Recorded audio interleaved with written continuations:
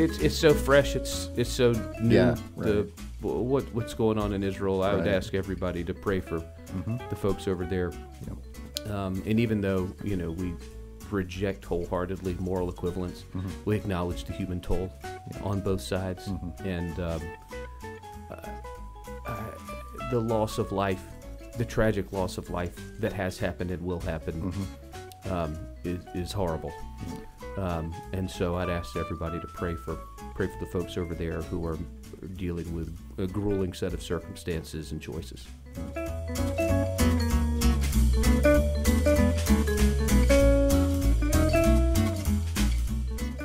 And welcome to another episode of the Bandit Room. My name is Charles. I'm joined here in the studio today by Mr. Caleb. Hello again.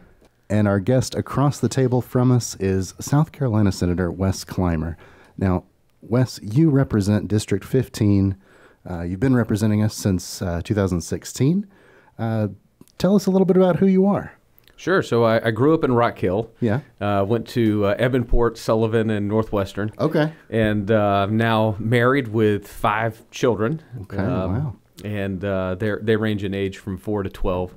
I'm a financial advisor by profession. Yeah. And it's been just an extraordinary privilege to get to serve in the Senate for a few years. Awesome. Now, what brought you to run for South Carolina Senate? Yeah, I got frustrated with what was going on in Columbia for really the better part of the, prior 2 decades. Republicans had a nominal majority, a majority in name only. But the work product of the General Assembly did not reflect that majority, and that was substantially because several members of the Senate at that time they obstructed conservative policy objectives. And so one of those was my predecessor in this role, who was a fantastic guy, just an incredible man, but he and I had some fundamental disagreements about policy questions. And so I met with him and talked through some of those disagreements, and ultimately decided that I needed to run. I didn't think I would win because he'd been an incumbent, and again, he's a great guy. But ultimately prevailed by a couple hundred votes. And the rest is history. So that was the primary you're referring to. That was in the primary. And then when you ran for the actual seat, you were unopposed. Is that right? Yeah. Or was it? Okay. Interesting. So is it that bad of a job that nobody wants to run against you? No, other than the incumbent. I had opposition last time. We'll probably have opposition next time. Gotcha. So, Okay. Very good. Awesome. Well, I feel like we'd be remiss if we didn't go into some of the current events that are going on in the world. We're recording this today on October 11th, just this past weekend. The world witnessed a horrific attack on Israelis from the organization Hamas. And it's my understanding you've actually visited Israel and seen some of these places that they're talking about. Yeah, so in 2017, I went to Israel for it's actually a pretty long trip with the American Israel Education Foundation, which takes policymakers from around the country to get a better sense of what's going on in Israel. I mean, and attempt to build relationships, really. Right. And so a lot of the barbarism that we've seen happened in places where we spent some time on that trip. And I struggle to pronounce it. You spell it Sderot, Sderot. Okay. I'm getting it right. In Kfar Aza, which is 2 border communities of Gaza in Israel. Kfar Aza is the scene of 40 murdered babies. Gosh. And I'll never forget when we were there. Met with a woman there who was her role, I guess, was tell us what daily life was like. And they're only about 2 miles from the border with Gaza. And so they live under constant threat of missiles being rained down upon their homes and their children's schools and so on and so forth. And so there are bomb shelters everywhere. Bus stops are bomb shelters. The kids' playground has bomb shelters. I mean, there's bomb shelters everywhere. And she described this story, or an incident, I should say, where, one day she was on the way home from the grocery store, a car full of groceries, had 2 kids buckled in the backseat of the car, and the siren went off. And when the siren goes off, you have 8 to 14 seconds to get into a bomb shelter. Wow. And that's just what the government says is, that's how much time you have. And so she had 2 children buckled into the back seat. She knew she only had time to get one. So in that instant, she had to choose. And as a father, I cannot begin to fathom that choice. How do you make that choice? And then after you've made it, even if everyone survives, how do you live with yourself with that choice? And that is a daily fact of life for these communities. And regrettably, I've reached out to some of the folks who were on that trip with us and have not yet been able to confirm one way or the other. But I assume, based on the statistics from that kibbutz, that she and her family are probably no longer with us. Gosh, wow. It is a just horrible tragedy. Yeah. Wow. And the barbarism of which is just unthinkable. Yeah, it's very difficult to watch that and to see the kind of weird both sidesism reaction on certain things. It is so abhorrent. It is so abhorrent to see the attempt to create some sort of moral equivalence between these barbaric terrorists who intentionally, purposefully, and flagrantly go after they seek out women and children. They seek out civilians for barbaric murder, as opposed to Israel, which makes a sincere effort to avoid civilian casualties where possible, and has spent a great deal of money and effort and time trying to uplift some of the very same communities that seek Israel's destruction. Right. Plethora of different reactions going on in the world to the situation right now. It's interesting, and it's weird to me that there's a variety of stances you can have. You can be both against terror and also have criticism of the Israeli government. But at the same time, you got to call this what it is. That is purely an act of terrorism. Yeah. And anything coming close to justifying anything like that is it's like defending a school shooter because he was bullied or something like that. It's like, well, sure something led to that, but that doesn't excuse the behavior. It's unbelievable. And the right of a nation to defend itself is unquestioned, and Israel will have to take really extraordinary measures to defend itself, not only in the near term, an immediate response to go after the perpetrators, but we should all be prepared for the fact that this is going to likely be a multi-year conflict and has a very real potential to expand into a kind of continental war with multiple state actors involved. Hard to contemplate. Yeah. It is. Well, let's tell you another story from that trip. We visited a hospital in the Golan Heights. So Gaza's kind of on the south, and then the Golan Heights is on the northern side. And there's a just a community hospital there, and it's really near the border where they're at the time sort of civil war, just on the other side of the line. And Israel's sort of policy, I don't know if it's a formal policy or just what they do. But if someone is left at the border who is injured, they pick up that person who has been injured and take the person to the hospital and give them treatment. And a lot of times these are amputations. These are serious medical where they're spending tens of thousands of dollars. And so, and they do so without regard to who that person is, because they, the doctrine of their faith commands that they care for their fellow man. And so at this hospital near the Golan Heights, we ran into one of these terrorist fighters who was in a hospital bed and had been injured gravely in the fighting, but the Israelis took care to seek to heal him.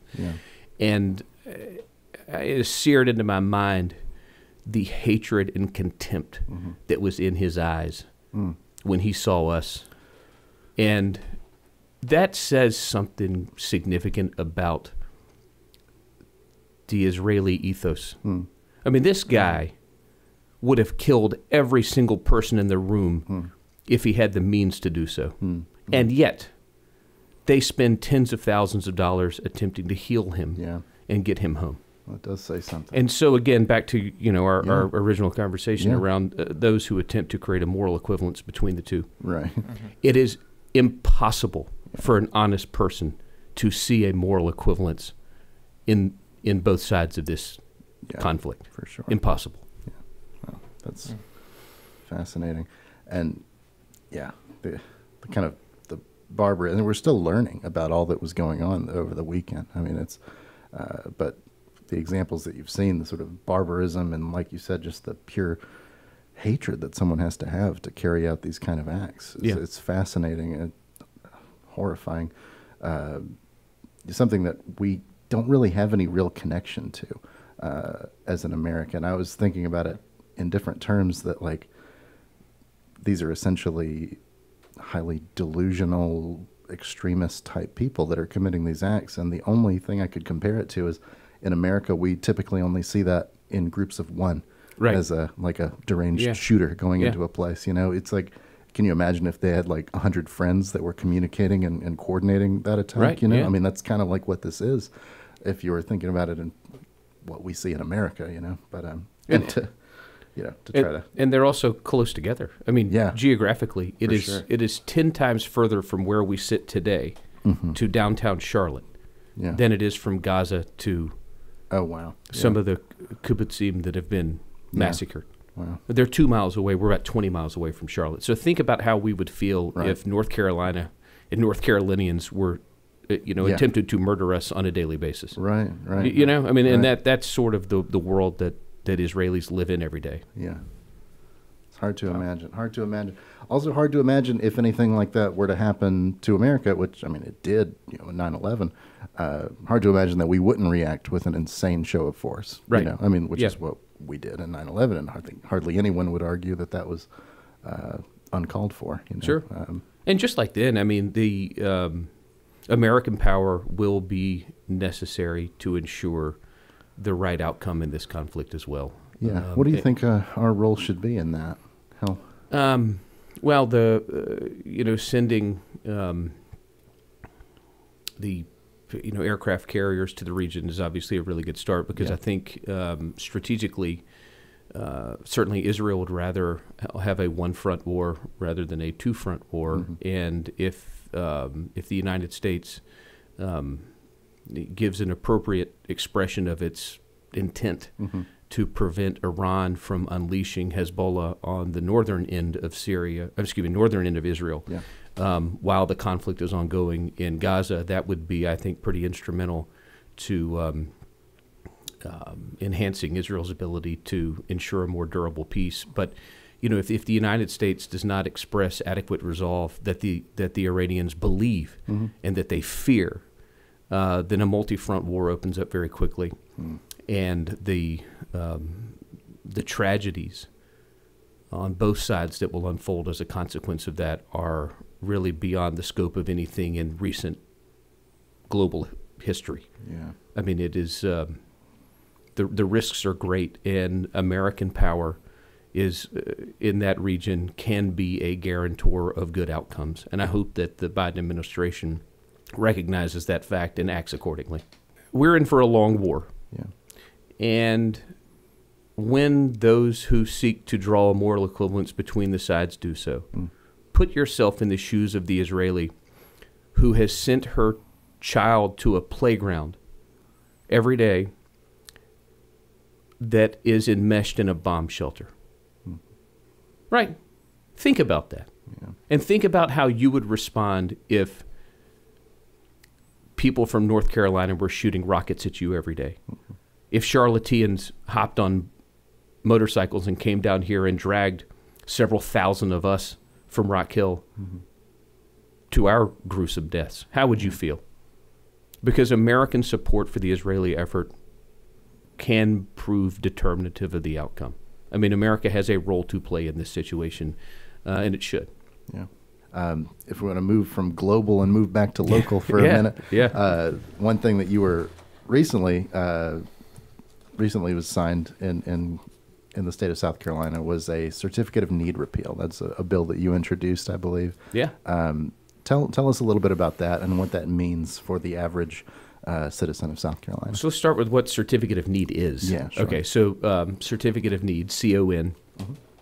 Certificate of need is a permission slip required by the government for anyone who wants to invest $600,000 or more in a healthcare facility or piece of equipment. So if you wanted to install an MRI machine, you got to get a certificate of need. If you want to build a hospital, certificate of need. If you want to build an outpatient surgery center, certificate of need. And the real problem with certificate of need is that when the DHEC, the health department, issued a certificate of need, that the issuance of that certificate of need can be contested in court, right? And so in York County, the parent company of the Piedmont Medical Center, Tenet, and Atrium, the Charlotte-Mecklenburg Hospital Authority, fought an 18-year legal battle over who was allowed to build a hospital in Fort Mill.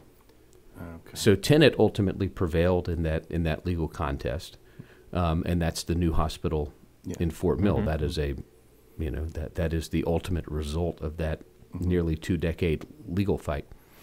But for 2 decades, this community didn't have a hospital that it needed. Yeah. All right. Yeah. And so that's access to care. Yeah. And then let's talk about price, right? When consumers have more options, when consumers have more choices, what happens to quality and cost? Quality goes up, cost comes down. Yeah. Competition generally. Right? Competition works. Yeah. And so by repealing certificate of need, you unleash the private sector to innovate and invest, and you let healthcare practitioners make healthcare investment choices, not judges and lawyers. Right. Right? And so let people go take risks. Let people go build outpatient surgery centers. If they fail, they fail. Right? But we shouldn't have a system where the government and the courts prevent people from investing in their businesses and delivering health care to people. I'll give you an example, sort of like how this plays out. A physician in this area, I met with him sort of early in this certificate of need process, and he described to me, all physicians have admitting privileges at hospitals, right? So this he's an oncologist, cancer doctor. During their biannual contract renewal conversation, he explained that their practice was going to invest in some new radiation therapy services for their cancer patients. Right? Good thing, smart. I'm sure if I had cancer, I would be glad that they had it. Right? If your family members had cancer, you would be glad that their oncologist could deliver that care. Right. The CEO of the hospital with whom this practice was negotiating says, "Don't even try. I have the resources to nuke you." And what he meant by that was, there's no point in you investing in this radiation therapy service or even, applying for a certificate of need, because I can tie you up in court so long that your legal cost will exceed the cost of investment in the technology to begin with. Yeah. And, you won't get your radiation therapy service for 10 or 15 years. So, not only does the elimination of certificate of need result in more investment, more competition, more choice for patients, but this access to care component is pretty significant, especially in a rapidly growing community like ours, in a border community like ours. I think because certificate of need has now been repealed, York County will be on the receiving end of a very significant amount of capital investment in healthcare, which is a great benefit to all of us here. Yeah. Well, what's the hearing you describe it seems like a slam dunk. What's the argument? Like, why do these things exist? Why does a certificate of need? Okay, other than to benefit certain large medical practices. Well, you hit the nail on the head on why get a monopoly. That's it. Yeah. That's not its genesis, but that's why it lasted so long. Its genesis is that in the 70s, the federal government offered states incentives to enact certificate of need laws. And the thesis at the time was that if there were less health care available in the marketplace, then people will consume less of it, and therefore healthcare costs will come down. So it took everything. Like that was the theory? Really? Yeah, that was it. And so everything you know about economics, turn it upside down. Yeah. That's certificate of need. And just like limit the doctor's offices and there'll be fewer sick people. Right, yeah. Like, I mean, that really was the thesis, really? which is, I mean, it's totally insane. And then, once something like that comes into effect and you have a well-heeled beneficiary of that system, this would be large hospital networks that really enjoy operating in monopoly or duopoly markets. They fought really hard to keep this thing in place. I mean, efforts began to repeal certificate of need as far back as 20 years ago. Oh yeah, and it only got repealed this year. Huh. Yeah. Wow. Well, that's great. And what was the timeline on that? Was it already repealed earlier this year, and it was just recently ceremonially signed? That's what it was. Is that what it was? Yeah, okay. Yeah. It was the repeal legislation passed in the Senate last year, and then again this year. Gotcha. It failed in the House last year, ultimately passed in the House this year, and then the governor signed it into law after both houses of the General Assembly passed it. Nice. And when does that go into effect? Is it already in effect? It's in effect. Okay. Great. Yeah. Cool. For everything except for acute care hospitals. Okay. And then for large hospitals, the repeal will take effect, I believe, January 1, 2027. Okay. Yeah. Nice. Very cool. Awesome. Well, that's big. What other kind of projects are you working on right now in the Senate? Judicial reform. Yeah. Is something I'm spending a lot of time on these days. South Carolina is one of 2 states where the legislature elects judges. Yeah. All right. The other being Virginia. And our process for choosing judges is just fundamentally broken. And let me back up and say, what do we want in a judicial system? Right. What we want is equal justice under the law. Right. That is a just fundamental tenet of representative democracy in America. I mean, that is a fundamental tenet of a free people, right, is that you get equal justice under the law. Yeah. If the government makes a criminal accusation against you, equal justice under the law. If you get into a dispute with another party on a civil matter, equal justice under the law. The only thing that should matter to the judge is the facts and the law, period. That is not the system we have in South Carolina today. The system we have in South Carolina today is corrupted by legislative interference in the judicial system. If you wanted to be a judge, right? Anybody wants to be a judge, you make an application to this body called the Judicial Merit Selection Commission. And South Carolina's Constitution requires that there be a Judicial Merit Selection Commission. That's populated by 6 legislators, 3 from the House, 3 in the Senate, and then 4 non-legislator people. Okay. And they're usually all attorneys. Okay. And the 6 lawyer legislators are all attorneys. And so the Judicial Merit Selection Commission is tasked with screening who is qualified to be a judge. And then for each judicial race, so from the Supreme Court on down to family courts, or the circuit courts, which do criminal matters and a lot of civil matters, the JMSC will screen applicants and then report out up to 3 candidates per race. All right, so that's and then the General Assembly votes on those who have been found qualified. Okay. So 170 members of the General Assembly, takes 86 votes to get a majority. All right, where the process breaks down is, all right, if I can hire you and I can fire you, what do you call me? I'm your boss. Your boss, or your employer, or something like that. You certainly wouldn't say that that's a co-equal relationship. Right. Right. And I know, back to our, middle school American government class, we spend a lot of time talking about 3 co-equal branches of government and the merits of having 3 co-equal branches of government. Well, that's not what we have in South Carolina. The judiciary is a subsidiary of the legislature. Okay. where the legislature hires and Mhm. fires the judges. So it is not a co-equal branch of government. And I believe, I go back and check the math, if this isn't exactly right, it's pretty close. I think 46% of the General Assembly is attorneys. Mm-hmm. All right, so there's a lot of lawyer Yeah, legislators yeah, who yeah. are going into these courtrooms, trying cases before the judges over whom they have hiring and firing power, Oh, Yeah. especially the members of the Judicial Merit Selection Commission. interesting.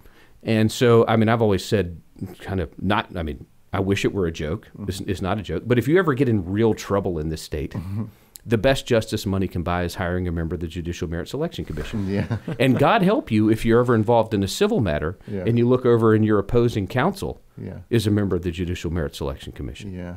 And so back to what I said at the outset, what we're after is equal justice under the law. Right. Have I described a system to you that sounds like equal justice under the law? Or is it a system that has sort of a baked-in preferential justice under the law for certain people with certain connections? Mm-hmm. Yeah, I can definitely see how that would And so be a that conflict. Yeah. the consequence of that is that there are many, many, many horrible criminals walking around on the street today who should be in jail, but they're not in jail because they hired a lawyer legislator to represent them, Interesting. right? And there are judges who probably not their wish, probably not what they want, Yeah. but feel compelled to give preferential treatment in their courtrooms to certain people as a consequence of their representation. Yeah. And I want to be very clear. Not every lawyer legislator participates in these practices. Sure. Certainly not every judge abides the effort to influence their decisions. Sure. But enough do.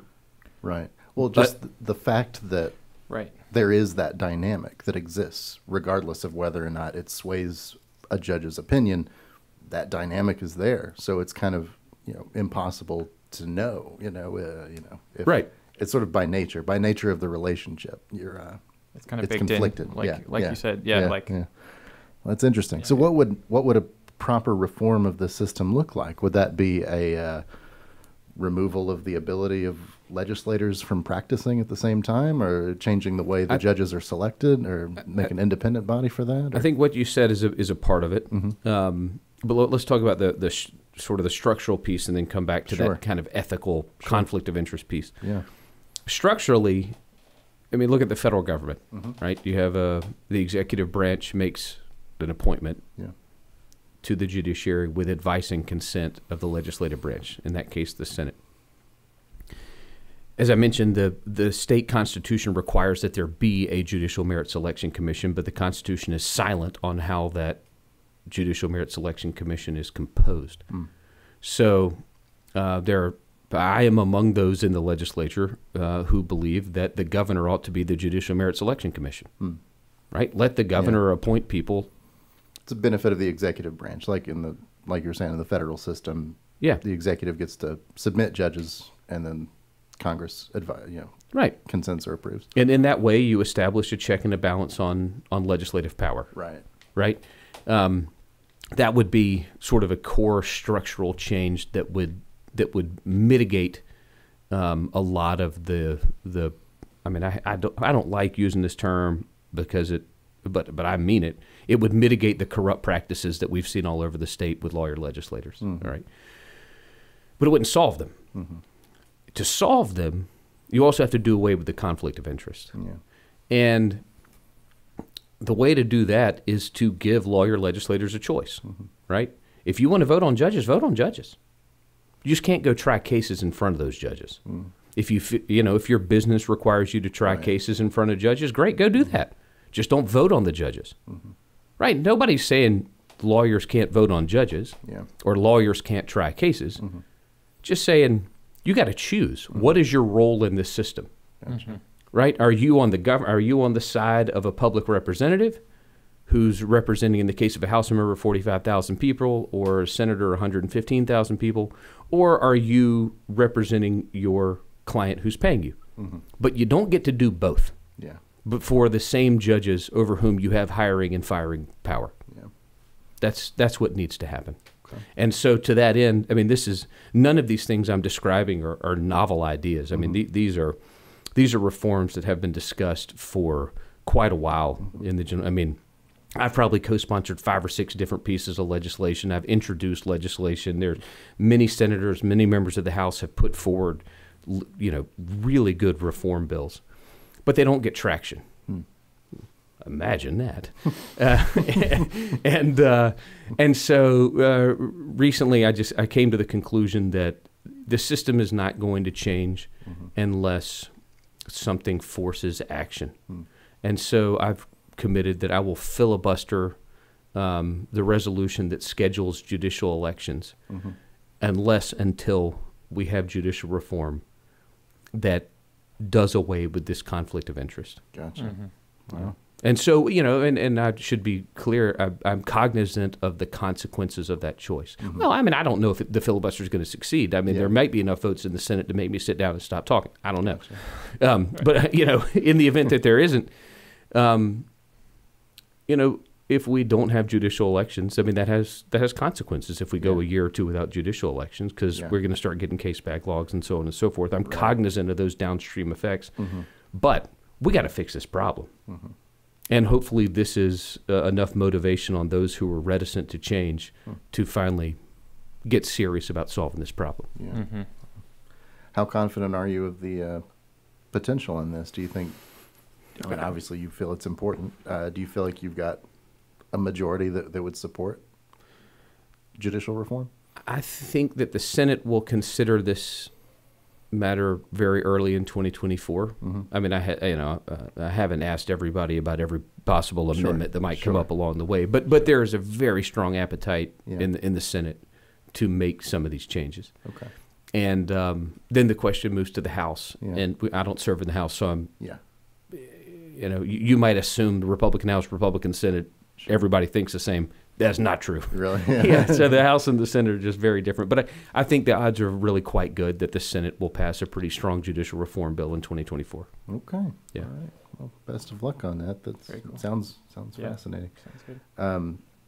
Let's shift focus a little bit back to national.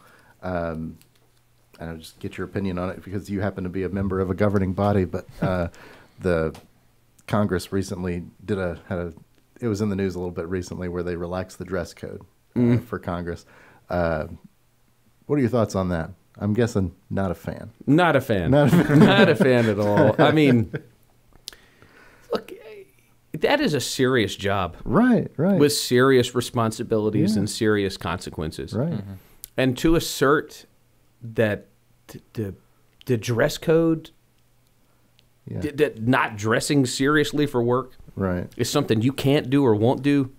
Seems really strange. Right. And I mean, it sort of debases the institution. Yeah. I mean, you got to think it's not just about Americans who vote and who pay attention to the. It is about the face we put on for the rest of the world. Yeah. And it is not a very fear-inducing. Image to see guys running around in their PJs, gym shorts, in in the U.S. Senate. Yeah. I see that the U.S. Senate now has reversed course and has adopted a formal dress code. That's absolutely the right call. And it's just I don't know what it says about contemporary American society that we even went down that road at all for a couple days, but it's certainly not favorable. Yeah. Yeah, that's strange. Could you see that ever happening in South Carolina? I would think no, probably not. Never. Right? I mean, no. I mean, if it happens, it'll be long after all of us are long gone. Just a new society. Not in our lifetimes. That's funny. Yeah, I agree with you on that. It's one of the most photographed rooms in the world, and it is our face to the rest of the world. Sure. So, I totally agree on that. That's wild. We are in South Carolina, and we are coming into presidential election season. You have a favorite so I do. far? Yeah, I endorsed Nikki Haley the day she announced her candidacy. Yeah. Nikki was a fantastic governor, a great conservative, and she has. I mean, her experience at the UN, it's not only just a line on a resume. She worked and she got stuff done. And so she's a proven executive with foreign policy experience. Yeah. She is not afraid to take on big fights. She is not afraid to take controversial stances when those are necessary to get the job done. She has what it takes to be the president. I mean, I think that's really the threshold question with anybody is, right, can they do the job? I don't know that you could say that about all of the candidates who are running, but I know for sure you can say that about Nikki Haley. She can do the job. She would undoubtedly go down as one of the greatest presidents of the past few generations if Americans see fit to give her the opportunity to serve in that role. Yeah. I will say I do think she's had some of the most incredible debate performances recently. Preparedness, I think she's definitely top of the list on that front. And absolutely. You think about, so what do you mean to prepare for a debate? Well, to prepare for a debate is not only thinking through your zingers and one-liners, but you have to have substantive knowledge of the subject matter. Right? Yeah. Because you don't know what moderators are going to ask, so you have to study. And I think Nikki's debate performances demonstrate that she does her homework. She's prepared to discuss seriously and at depth any issue that comes before her, and that's because she does her homework, she works hard, and she's a serious person who's standing up to do a serious job. Yeah, I agree. It's I get tired of the sort of the petty politics of, just getting up there and like insulting the right people or saying the right thing to rile up a certain group or something like that. But it seems like she's got the right combination of, like you were saying, with the zingers and then also substantive policy information that she would implement. It's what I mean, you can tell she has thought seriously about where our country is and where she thinks it needs to go. Right? She's not a candidate searching for talking points. Right. She's a candidate with a core set of beliefs who is talking about her core set of beliefs and the things she wants to get done. And I think a lot of candidates you can fake your talking points for a little while. But you can't fake Nikki's seriousness. She means what she says because she's thought about it, she's studied it, and she's ready to go. Yep. You want to crack into one of these drinks over here? Yeah, let's do it. Right. Yeah. Let's take a quick little break.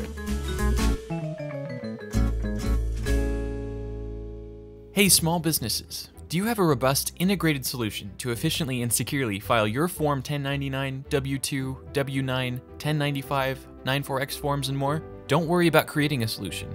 Let Tax Bandits handle it for you. Tax Bandits goes beyond just tax form generation and e-filing. We also offer robust validation features to ensure accuracy and security throughout the process, with address validation and TIN matching. Tax Bandits is even SOC 2 certified. With Tax Bandits, tax calculations are automated, filling out your forms accurately and submitting them to the IRS, SSA, and states seamlessly, all within your account. Plus, we allow you to give your clients convenient access to recipient copies via postal mail or online access. Visit TaxBandits.com today and join the ranks of successful business owners who are using Tax Bandits to e-file their tax forms.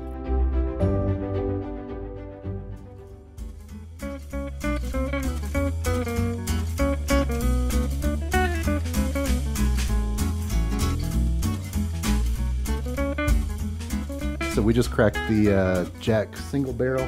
This was a gift from John Weil. John Weil, the bourbon guy. Very cool. Yeah. Well, it's quite good. They chose a good barrel. Yeah. Yeah, thank you. Yeah, awesome. So you were saying you're a fan of disc golf? Well, we went and watched it. Yeah, the championship. The championship over the weekend. Yeah. And really, my first time I've seen professional disc golf. Yeah. I sort of had high expectations. Yeah. But wow. Yeah. I mean, those guys are nuts. I mean, they can throw the. I don't know what is the longest drive. Oh yeah. I mean.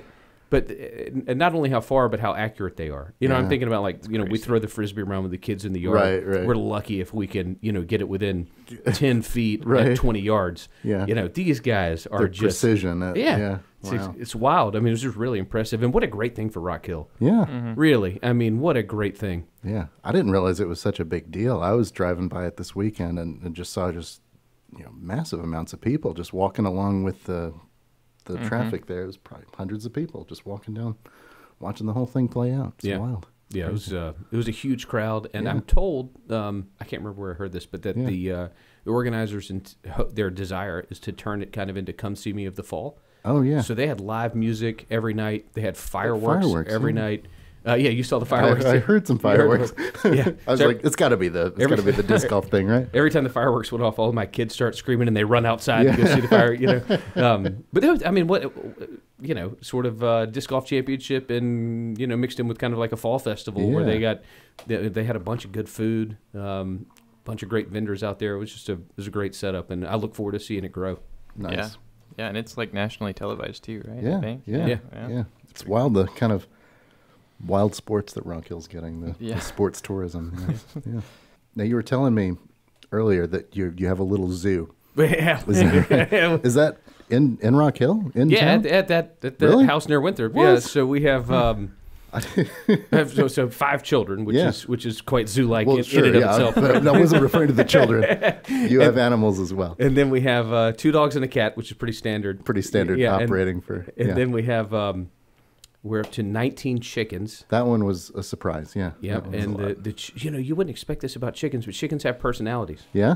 Yeah, I mean they're very different. Some are more social than others. Yeah. And they're hilarious to watch. So the chickens have been cool. We do that for eggs. Yeah. My wife grew up on a farm in Texas. So you got 5 kids, so I guess you do go through 19 chickens worth of eggs. Yeah, we really do. Yeah. We go through the eggs, and then so we have those. It's really a great project for the kids. I mean, they get up every morning to go check on the chickens, let them out to run around and check for eggs, make sure they have food and water, all that stuff. So we got the chickens, and then we have 2 ducks and a goose. Wow. And the these are yours that you acquired, or they hung out in your yard because they saw the chickens? You buy them online. Oh yeah. So the ducks and the goose started out in a little baby pool in our entryway. Yeah. When they were just out of the egg, I guess. Baby pool. And now I really didn't anticipate this. The little goose was real clingy as a baby. I mean, she did not like. Oh, her name is Ryan Gosling. Oh. So when Ryan Gosling was a baby, she like couldn't stand it if a human wasn't in the room. Yeah. And so she would jump out of the baby pool and chase, run around the house looking for a person.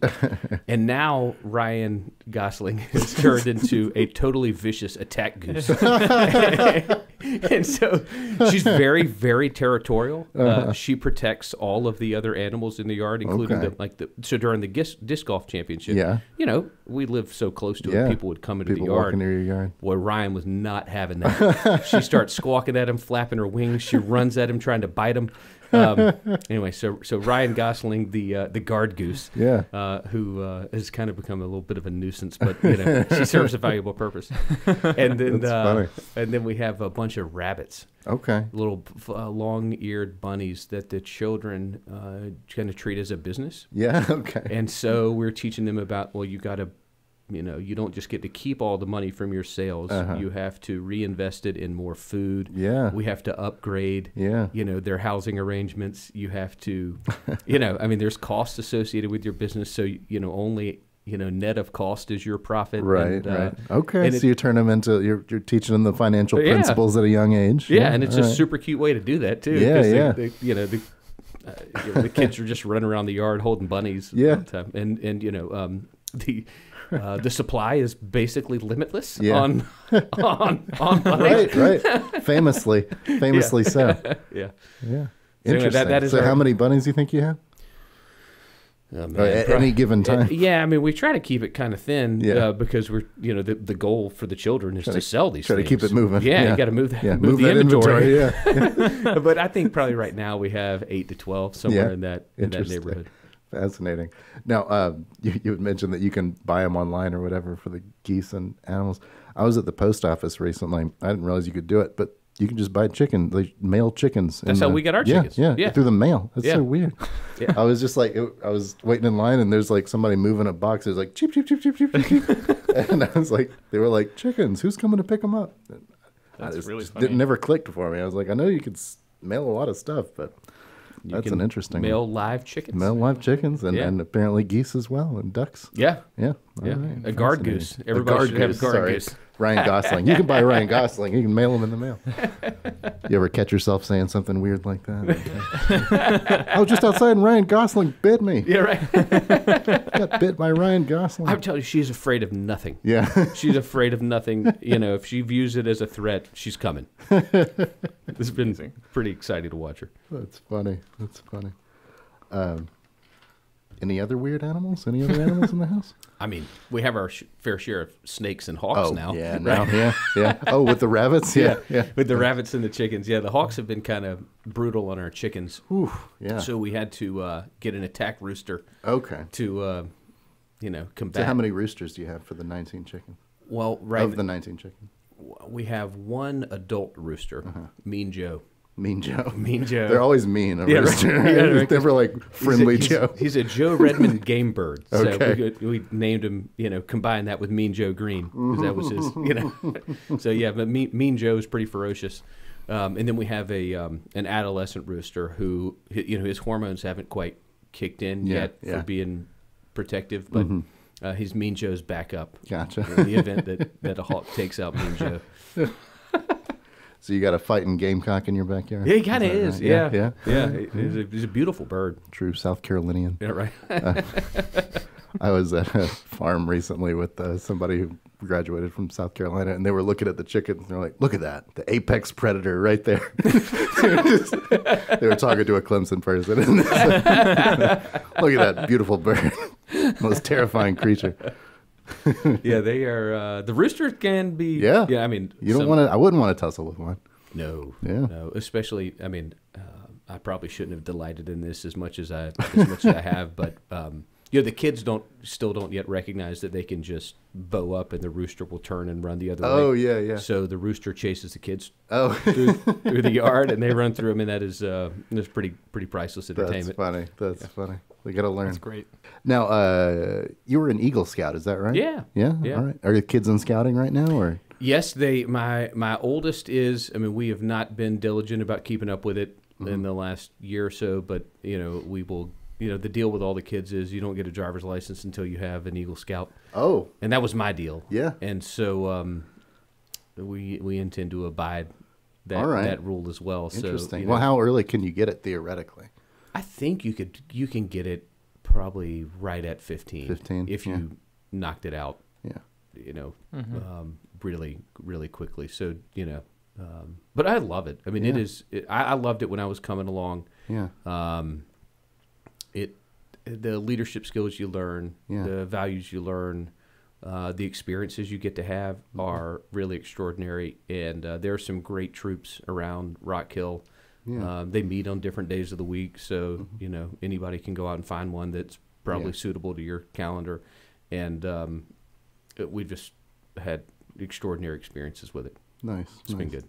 Is there a favorite project or memorable project that you remember from your time? Well, I tell you, my Eagle Scout project was building trails at Brattonsville. Oh, okay. Huh. Yeah. Right. Well, that's a fun way to do it. Yeah, it was, and those trails are still there. They're a whole lot more improved. How detailed do you have to get? How many miles of trail or length? It was a lot of miles of clearing. Gotcha. But just going through with a machete, just hacking away, or what was it? Well, it's kind of like you part of that. Yeah. There was some, a little bit of just brush clearing, chainsaw work, brush clearing, that kind of thing. But I think when you're 16 and really anxious to get this thing done, there was also a lot of strategic laziness in the endeavor where we weren't picking.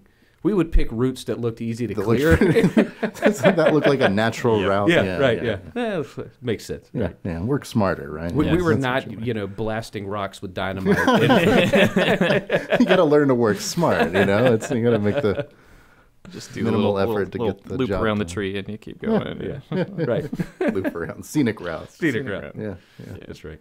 Very cool. Awesome. Well, that's fun. That's cool. Well, you have a lot on your plate, it sounds like. How do you have time for kids and scouting and filibustering and your financial practice? How do you? Yeah, it's a fair question. I mean, it's sort of the whole thing is like a triage operation. Yeah. Right. Like you got to see which thing needs urgent attention now. Right. And then, look, you would be amazed what you can accomplish if you just decide you're going to get it done. Mm-hmm. Right. I mean, there are certain There's a certain amount of things that I have to get done, and I'm going to get them done. And so where you can be more efficient, you become more efficient. Where you can delegate, you delegate. Yeah. And it is, as y'all know this, I mean, it's a work in progress. You never get it right. Right. But each of us is capable of doing a lot of work. And I delight in doing work. Enjoy it a lot. And so, I just, as a consequence, work a lot. Yeah. Do you find it beneficial to focus on, say, one of your tasks at a time rather than to kind of have many irons in the fire at any given point? Or is there sort of a method that you go about? Or?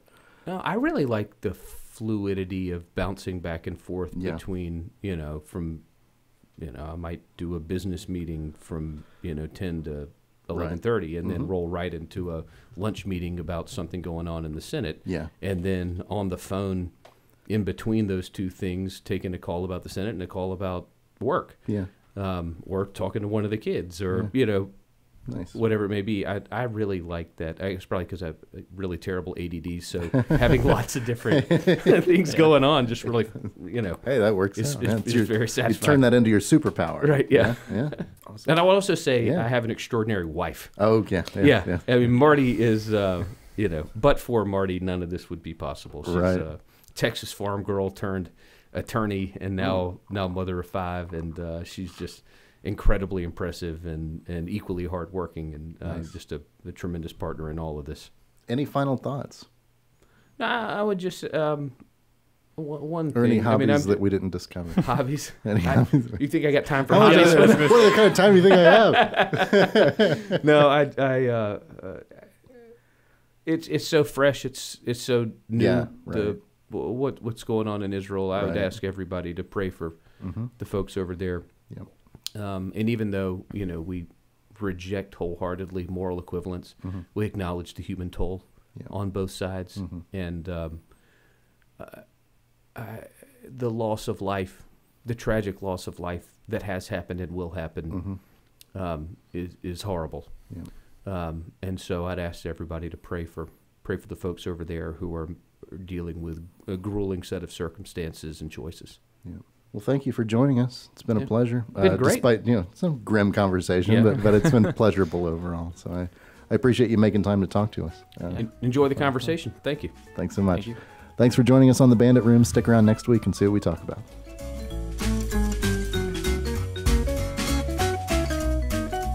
The Bandit Room is a production of Span Enterprises, located in sunny Rock Hill, South Carolina.